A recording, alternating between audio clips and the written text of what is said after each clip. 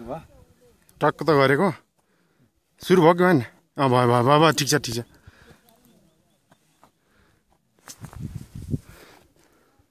तिनजुरेको mountain climbing हो होइन भन्ने कुरो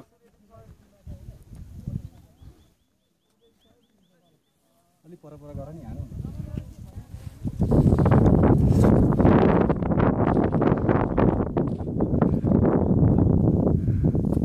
अप्ठ्यारो छ अनि